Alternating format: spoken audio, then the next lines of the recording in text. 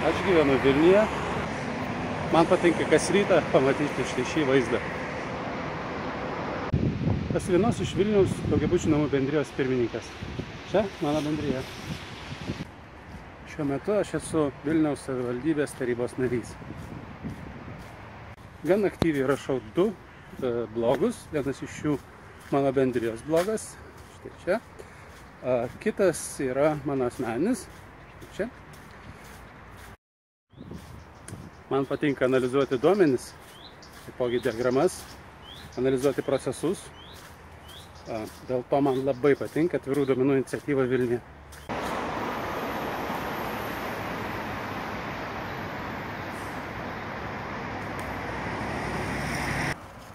Esame ant Šeškinės kalno šalia nacionalinio stadiono,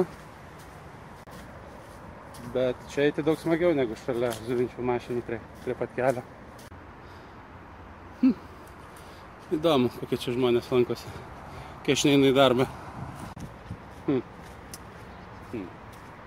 Tai padaryti visai nesunku. Susirandame appsą.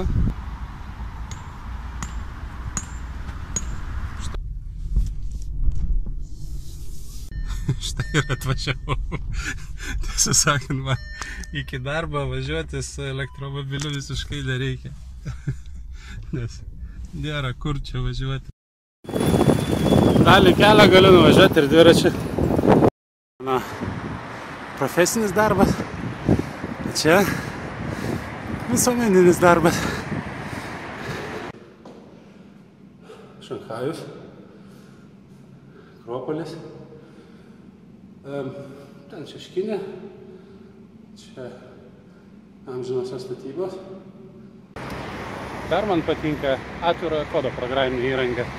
Savivaldybėje turime iniciatyvą, kurios metu stengiamės įdiegti kaip galima tokios į savivaldybės kompiuterius. Vieni iš jų yra tarybos nariai, jau keliems iš jų įdiegiau Linux operacinės sistemas. Grįžtu namo, kol saulė dar nenusileido. Tiesą sakant, jau 8:30. Šiandien buvo gan užimta diena.